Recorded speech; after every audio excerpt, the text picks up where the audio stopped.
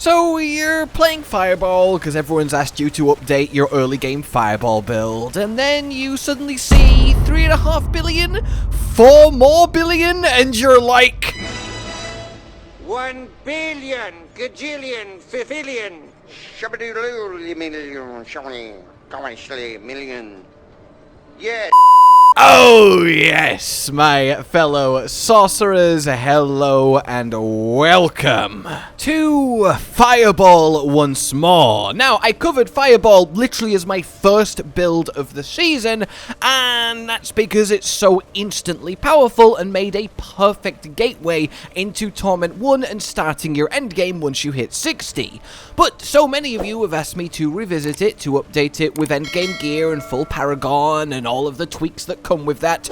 So that's what I have done. And it's good. It's really good. It's actually ridiculously good. Like, it's better than Frozen Orb good. Not quite up there with the peak potential of my Arclash Splintering Hybrid I released a couple days ago, but damn, this thing absolutely slaps.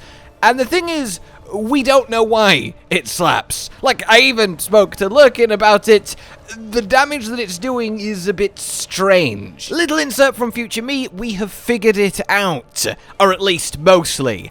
Destructive Fireball isn't working correctly in our favor. Look how slow the boss dummy dies without it on, and then compare it to how fast it dies with. It seems to be multiplying into the damage every bounce, which is causing some exponential shenanigans. So shout out to the comment that told Lurkin, who then told me, who I then went to test it and confirmed it. The bottom line is, though, we don't care because it's hitting insanely hard. Now, I don't really have perfect gear here, but it's still crushing in a way that is so satisfying to see, especially because it doesn't involve splintering energy.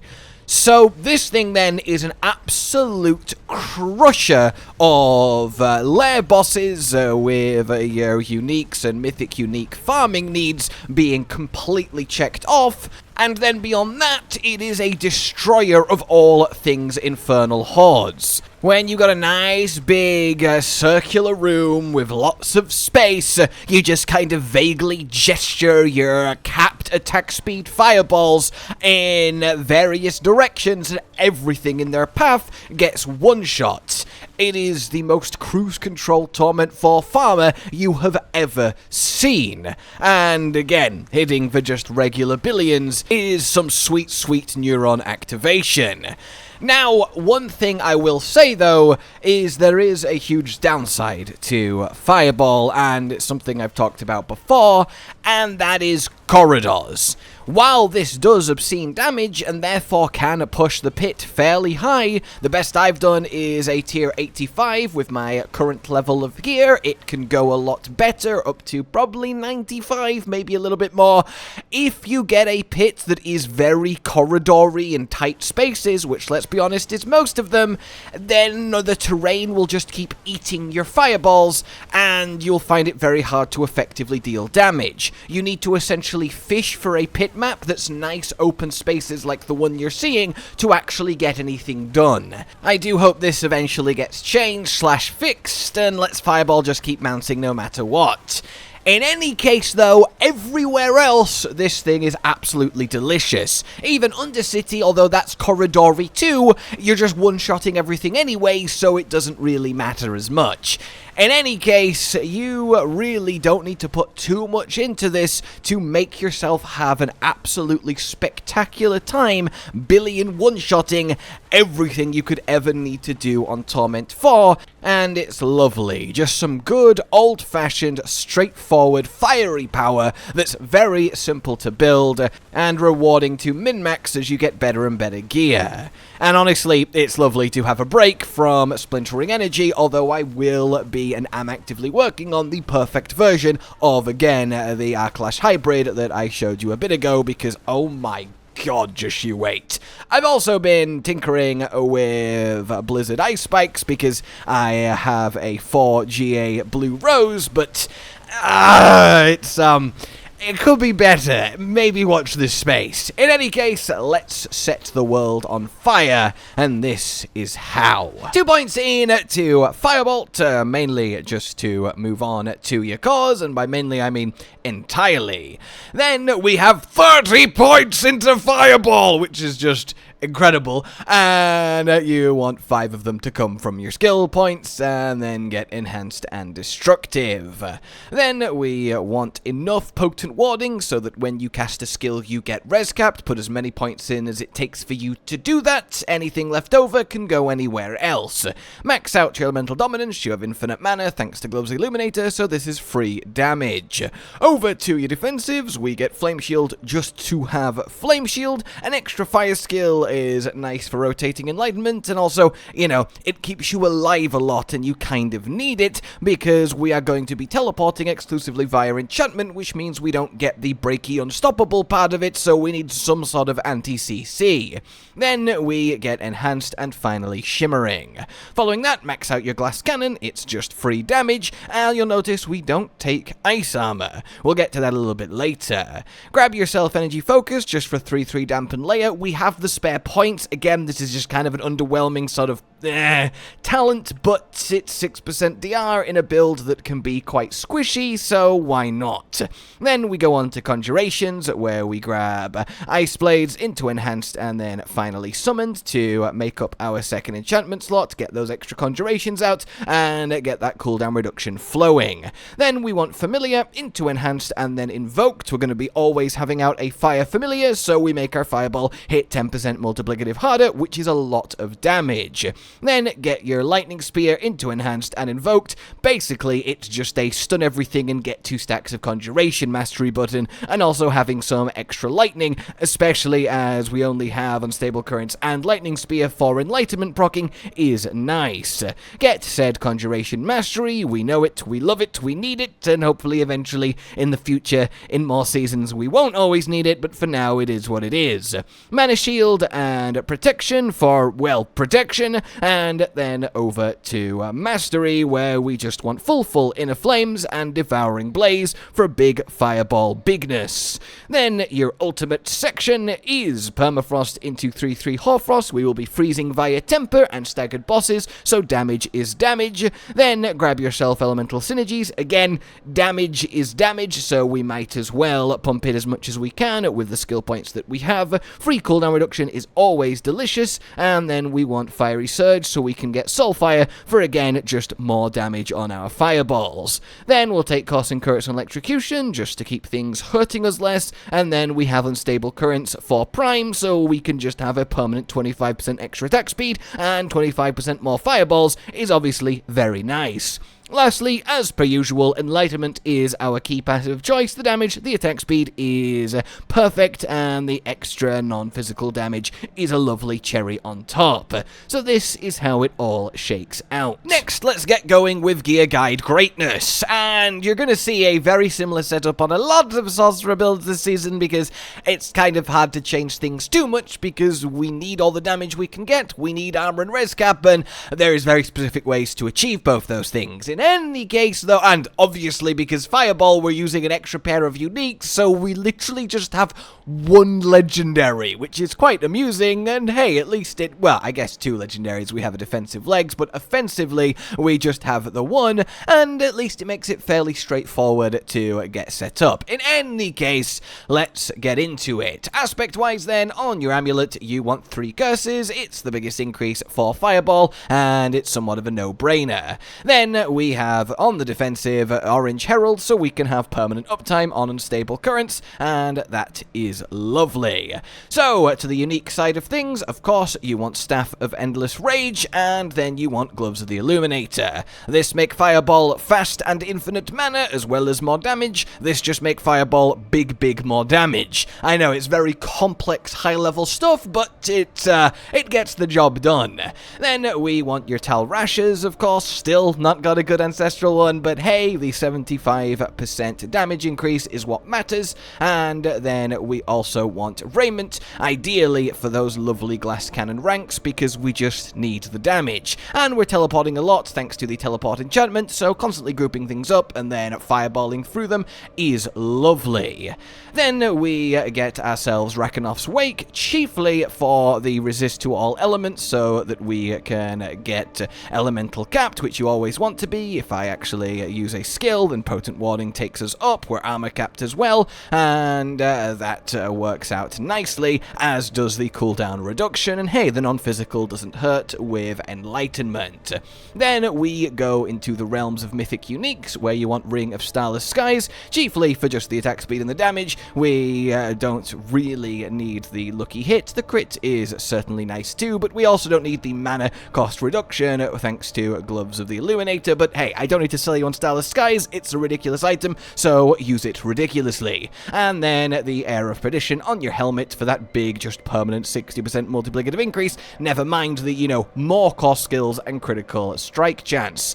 If you don't have Ring of Starless Skies, you just want to use a normal ring with either Shredding Blades or Storm Swell on it, and instead of Air of Perdition, you want Godslayers. And the thing is, I've not even hit core skills on these two as much as I could. You could get like 35 ranks of Fireball, which is just amazing. So, for your affixes then, on your legs, you want very specifically Intelligence, Max Life, and Armor. And then on your amulet, ideally, you want Intelligence, then Devouring Blaze, then Conjuration Mastery, with Devouring Blaze being the most important, but just have either Devouring Blaze, Glass Cannon, or Conjuration Mastery, a damage passive, and then Intelligence, Attack Speed, Crit, Health. You are going to do just fine. Into your gems, you want crit damage in your weapon, you want armor in your jewelry to make the cap, and then intelligence in your armor for, you know, bit of damage, bit of all res might as well. Rune-wise, you want yourself a skill with a cooldown to cast Warcry for the damage increase. You can keep this up pretty much permanently with the speed of the build, and then we need the extra defensive help from Rogue's Dark Shroud to keep that rotating round us and keep us alive, because we do have a bit of lower health on Fireball because we don't get health from the staff, which is why I definitely would recommend getting a health affix on your amulet and ideally a GA one on your legs. In any case, that will do there, and you get the cast a non-channeled skill in order to get the offerings for it. When it comes to how to play this then, it's mostly very simple, but there is one main nuance you need to be aware of. Chiefly, you know, use Fireball in the direction of enemies. However, we see how it bounces, right? 1, 2, 3. You ideally want to be hitting enemies with bounces 2 and 3. So if I was close like this, I'd only really be hitting them with bounce 1. If I get a little bit further away, it's bounce 1 and 2. So if the target dummy is my target, you want to be standing around where I am here. This is kind of the perfect distance, and then bounce 2 and 3 will hit, and that's where all the big damage comes in. Other than that, keep a fire familiar out, keep your lightning spear and ice blades on cooldown, unstable currents on cooldown, and then save your evade teleport and your flame shield for when you need them, either to get away from elites, as a lot of the time the elites will run up to you, get in melee range, which isn't great for fireballs, so you evade teleport backwards and then launch fireballs back at them, and then, you know, fire shield to get away from sticky situations. But past that, it really is just keep things going and absolutely nuke everything in front of you. With just the final note that yes, corridors are a bane. If I wanted to kill an enemy that was like in this corner here and I've just come in and I'm like, yeah, let's do that. Oh, I can't actually. Okay, I'll just do that. Okay, I'm not actually bouncing. All right, I've got a couple bounces there. All right, we've done it. We did it. Success. Okay, no, we've lost them again. All right, there we go. It's so annoying. Big open spaces. Always try and make that happen for your mercenaries then. For your support, if you have less than capped attack speed, which of course I do, but you've got to allow for enlightenment and so on, then you want Vajana, and you want to give you the 10% 5% attack speed every now and then thanks to Bloodthirst. For your main mercenary then, we want Subo, and the main reason for that is this little node here, the 25% multiplicative critical strike increase while enemies are being covered fire. So obviously you want cover fire, and then anything else is up to you, but this is kind of the generically best path to take. For your tempering and your masterworking, of course you've only got 2 bits, but on your necklace you want stable currents cooldown reduction, and you want critical strike damage. On your legs you want percent armor, and then lucky hit chance to freeze. If you do have a normal ring on, then you want more critical strike damage and more unstable currents cooldown reduction. For your masterwork hits, you want to very specifically hit ranks of fireball wherever you can. So on the staff, on the gloves, on your Air of Perdition, on your Ring of Starless Skies, ranks to the skill do everything. Past that, you've got cooldown reduction, your ranks to your passive like Devouring Blaze on your amulet, and then critical strike damage and so on and so forth. That leaves us then with Paragon. Again, I'm going to try and be a little bit speedy with this because Sorcerer Paragon is very uniform and relevant of the build this season, but there are a couple of differences and indeed a whole new board because Fireball. So to begin with then, head up and grab Elementalist, and with Fireball you probably do want to be getting all of the extra percent max life nodes because otherwise it's quite a squishy build, so keep that in mind. In any case, Elementalist and then Resilience up to the glyph where you will slot and activate Elementalist, and then grab Studied and Elemental Balance. While you have these spare points, get every damage increasing magic node that you can. If you have more points than me, get more. If you have less points than me, then don't get these optional extra nodes until you know you have spare points to do so, as a general rule going forward. Same with all res nodes. If you need a little extra help, if potent warding isn't enough, then get some of these until you are res capped. Other than that, we go north into our first board, which as usual is Fundamental Release, the glyph closest to the gate, heading up to Lightning Cutter, and then to the glyph where we slot and activate Tactician, while also grabbing Elemental Balance. Up and right through this line of decks, which activates said Tactician, and then we get Fundamental Release itself. While we're here, we want to go right and get Overdrive, go left and get Electromagnetism, go above it and right for Kindling, and then left for Suffused Resilience and all the lovely damage reduction that comes with it. Then we want to head up to the gate where we will find Frigid Fate. Initially up to this intelligence, then to the glyph where we will slot and activate Flame Feeder, while also grabbing Elemental Favor, and then over here to Oppressive for the lovely vulnerable damage and damage reduction. Then we want to head left from the glyph through Weakness and taking a little detour through Guarded because again Fireball is quite squishy, we need extra damage reduction where we can get it, and then up and round to Frigid Fate. After that, we want to return down here where we will head to the right from Overdrive, and here we find ourselves Searing Heat. This gives us an extra 12% increased critical strike chance, so make sure you don't overcamp on crit. Ideally you want 88% with this build from all of your gear, and that's something to keep in mind. In any case, we want to arrange it like this, glyph bottom left, and head straight down to Explosive, and grab your extra critical strike damage, as it's of course huge for this build, and then also Unleash, slotted and activated here, as it will increase said critical strike damage, which is really nice.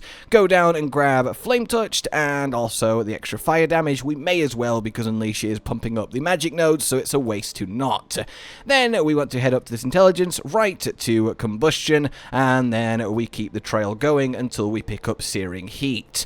Lastly then, left from Electromagnetism, we go in to the final board, which is going to be your Burning Instinct, arranged like this, glyph top right, and then head straight to the glyph and slot and activate Destruction, which is also the glyph you want to get to level 100 ASAP before anything else, because it is that potent. Get every little bit of dexterity that is in range of it, so we can get it as high as possible, while also grabbing Cinders, Explosive, and the extra critical strike damage. Then we want to head straight straight down here for the damage reduction from elites and the little bit of extra armor if you indeed need it, but the damage reduction from elites is worth by itself, and then head left into the center for kindling and more critical strike damage.